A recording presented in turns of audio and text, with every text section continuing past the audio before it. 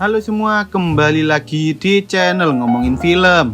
Kali ini kita akan membahas alur cerita dari sebuah film yang menceritakan tentang seorang tentara yang terjebak di tengah teriknya padang pasir ketika ia tak sengaja menginjak sebuah ranjau darat.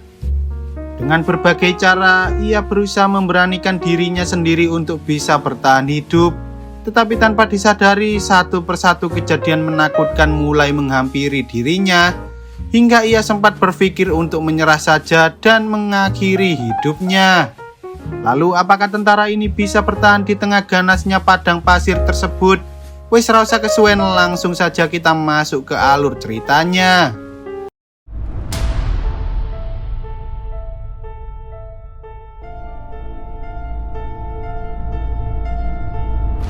Film ini bermula di tengah gurun pasir yang sangat panas. Terlihat dua orang tentara bernama Mike dan Tommy yang bertugas sebagai seorang sniper sedang mengamati keadaan di sekitar sana sambil membahas tentang misi rahasia yang sudah mereka jalankan selama 3 bulan terakhir ini. Tak lama kemudian mereka akhirnya melihat target dari misi mereka yang saat itu sedang berkendara menggunakan mobil. Sehingga Tommy pun segera menghubungi markas pusat untuk mencari tahu apakah orang-orang itu benar-benar target dari misi mereka. Markas pusat lalu mengatakan bahwa target mereka merupakan seorang pria parubaya berumur 65 tahun yang berada di antara rombongan mobil tersebut. Tetapi ketika Mike sadar bahwa orang-orang itu sedang mengadakan pernikahan, entah mengapa ia menjadi ragu untuk menembak orang itu, hingga membuat lokasi mereka ketahuan oleh para penjaga yang langsung menembaki mereka. Mike dan Tommy lalu mencoba kabur dari sana dengan cara melompat dari atas tebing dan bersembunyi di balik bebatuan. Namun karena posisi mereka hampir ketahuan, Mike berusaha memancing orang-orang tersebut hingga akhirnya mereka berhasil meloloskan diri. Sayangnya ketika mereka berdua mencoba menghubungi markas pusat untuk menjemput mereka, tanpa disadari dari arah berlawanan muncul sebuah badai pasir yang langsung menerjang ke arah mereka hingga membuat komunikasi dengan markas pusat pun sempat terputus. Meski begitu, Tommy mendengar bahwa markas pusat telah mengirimkan tim bantuan di sebuah desa yang letaknya kurang lebih 6 km dari tempat mereka berada saat ini, sehingga mau tak mau mereka terpaksa harus berjalan kaki melewati dataran padang pasir untuk bisa sampai di desa tersebut. Di tengah perjalanan, Mike dan Tommy sempat melihat ada dua orang asing yang sedang menggali pasir di tengah-tengah badai.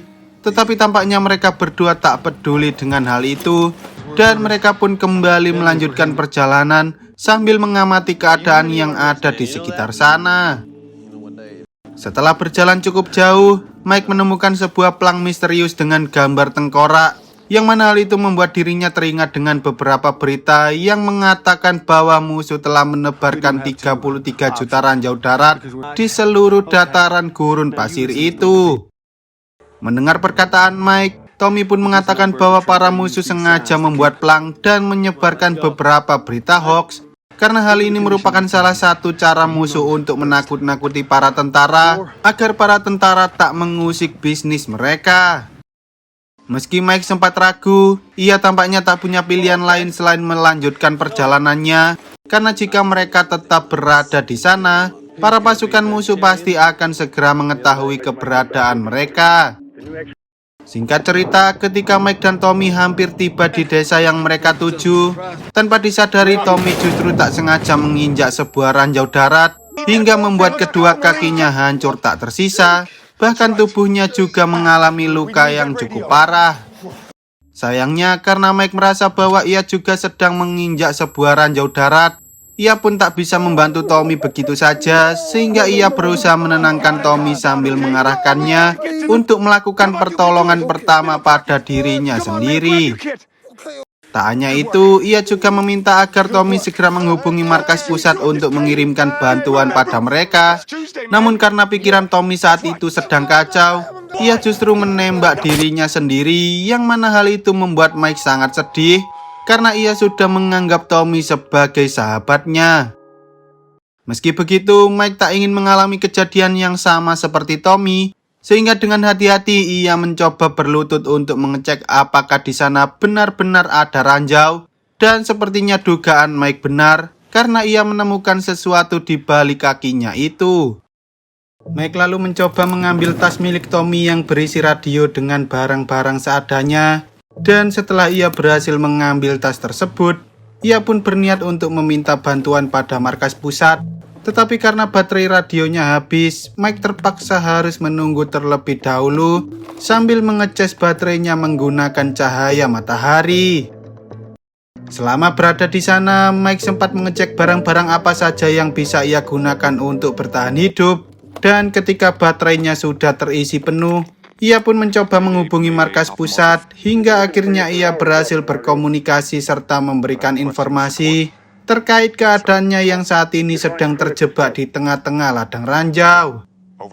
Sayangnya karena alat GPS Mike rusak, ia tak bisa memberikan lokasi keberadaannya dengan akurat dan karena pasukan musuh sedang bergerak di sekitar sana, markas pusat pun mengatakan bahwa mereka bisa mengirimkan bantuan kurang lebih 52 jam dari sekarang, yang mana hal itu menandakan bahwa Mike harus menunggu selama 2 hari terlebih dahulu hingga bantuan dari markas pusat tiba.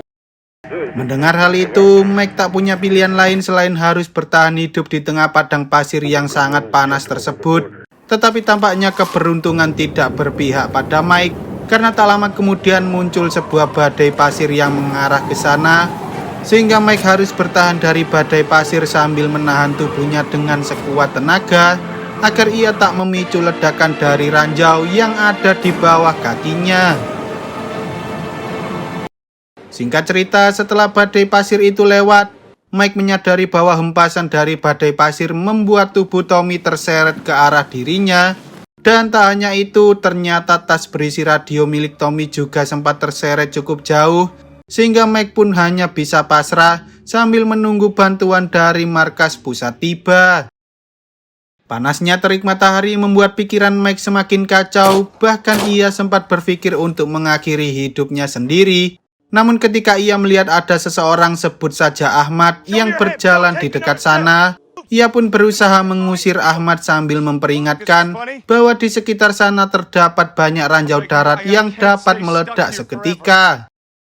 Bukannya pergi, entah mengapa Ahmad justru mendekati Mike sambil berjalan secara zigzag, yang mana hal itu membuat Mike sempat berpikir bahwa Ahmad merupakan orang yang menanam seluruh ranjau darat di sekitar sana, sehingga ia tahu bagaimana caranya berjalan tanpa menginjak ranjau sama sekali. Saat Ahmad sudah ada di dekat Mike, Mike pun meminta pada Ahmad untuk mengambilkan air minum serta radio yang ada di dalam tas miliknya. Tetapi Ahmad yang mengetahui bahasa Mike justru menyuruh Mike untuk segera pulang. Dan ia pun pergi dari sana sambil membawa botol minuman yang sebelumnya diberikan oleh Mike. Mike yang sedang kehausan akhirnya terpaksa harus meminum air kencingnya sendiri. Namun tanpa disadari, tiba-tiba datang seorang anak kecil yang langsung berlari ke arah Mike sambil memberikan botol berisi air minum yang ia berikan pada Ahmad sebelumnya. Saat Mike mencoba meminta anak itu untuk mengambilkan radio miliknya, entah mengapa anak itu malah memberikan mainan tentara-tentaraan padanya. Lalu ia pun segera pergi dan meninggalkan Mike di sana.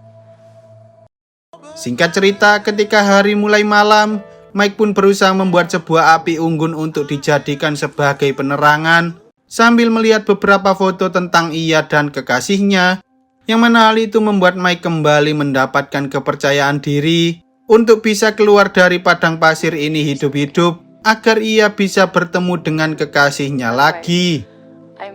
Tak lama kemudian, Mike tiba-tiba merasakan adanya bahaya yang sedang mengintai dirinya dari balik kegelapan. Dan setelah ia tahu bahwa ia sedang dikepung oleh kawanan hyena, ia pun langsung menembaki hyena itu hingga akhirnya ia berhasil selamat dari ganasnya malam, meski Mike tidak tidur sama sekali. Siangnya, ketika Ahmad kembali mendatangi Mike, Ahmad cukup kagum dengan kegigihan Mike karena ia berhasil bertahan hidup dari serangan hewan buas di malam hari. Bahkan Mike juga tak mengangkat kakinya sama sekali. Di sana, Ahmad bertanya mengapa Mike menginjak ranjau tersebut. Yang mana hal itu membuat Mike merasa kesal karena ia tak tahu bagaimana caranya melewati ranjau-ranjau itu seperti yang dilakukan oleh Ahmad sebelumnya. Bahkan ia juga sempat menyebut Ahmad sebagai kaum berber. Mendengar hal itu, Ahmad pun menjelaskan bahwa arti dari kata berber sebenarnya adalah orang bebas. Dan ia juga mengatakan bahwa ia tak tahu di mana ranjau-ranjau itu berada, karena selama ini ia hanya mengikuti takdirnya untuk bisa melewati padang pasir itu dengan selamat. Merasa kasihan dengan Mike, Ahmad akhirnya mau mengambilkan radio itu dan memberikannya kepada Mike. Tetapi saat Mike mencoba menghubungi markas pusat, entah mengapa koneksinya tiba-tiba terputus begitu saja. Sehingga Ahmad yang tak tega dengan Mike pun berusaha menyemangatinya sambil mengatakan bahwa Mike harus yakin dengan dirinya sendiri untuk bisa bertahan hidup. Singkat cerita, setelah Ahmad pergi dari sana, Mike menyadari bahwa kakinya mulai terasa sakit dan ternyata ia disengat oleh kalajengking, yang mana hal itu membuat Mike sempat merasa pusing dan mulai berhalusinasi. Di sana, Mike mulai berbicara sendiri seperti ia sedang berbicara dengan seseorang. Bahkan Mike juga sempat melihat Tommy yang tiba-tiba kembali hidup, sambil mengatakan pada Mike bahwa ia akan selalu menemaninya hingga Mike bisa pulang menemui kekasihnya lagi. Malamnya, Mike kembali melihat sosok Tommy dan ia pun mulai berbincang-bincang dengannya tentang masa lalu Mike yang tak pernah ia katakan pada siapapun. Bahkan ia juga tak pernah mengatakan pada Tommy yang merupakan sahabatnya itu. Tommy lalu mengatakan pada Mike bahwa ia harus kembali hidup-hidup karena kekasihnya yang bernama Jenny sedang menunggu di rumah. Dan saat Mike kembali dikepung oleh para hiena, ia pun berusaha melawan dengan sekuat tenaga karena ia tak ingin mati di sana begitu saja. Meski Mike mengalami luka yang cukup parah akibat serangan dari para hiena, ia akhirnya berhasil mengalahkan seluruh hiena tersebut. Namun sayangnya ketika Mike mencoba menghubungi markas pusat lagi, mereka justru mengatakan bahwa bantuan yang telah dikirimkan sedang terlibat baku tembak dengan pasukan musuh, sehingga mereka meminta agar Mike menunggu lebih lama lagi, kurang lebih 17 jam dari sekarang. Mendengar hal itu, Mike yang mulai kehilangan kesadaran pun mengatakan bahwa ia tak bisa bertahan lebih lama lagi. Dan saat Mike hendak terjatuh, tiba-tiba Ahmad datang menghampirinya. Bahkan ia juga mengobati luka yang ada di seluruh tubuh Mike.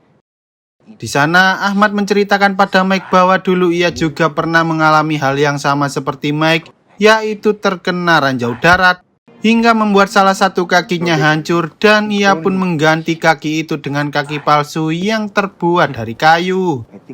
Ahmad kemudian meminumkan sebuah obat yang dapat membuat Mike menjadi lebih baik. Tetapi tak hanya itu, ia juga mengatakan bahwa efek samping dari obat itu bisa membuatnya melihat berbagai macam hal. Sehingga ia memperingatkan agar Mike memberanikan dirinya untuk melawan segala sesuatu yang akan ia lihat nanti. Sebelum pergi, Ahmad mengatakan bahwa orang yang memberikan botol minuman pada Mike sebelumnya bukanlah seorang anak kecil, melainkan dirinya sendiri.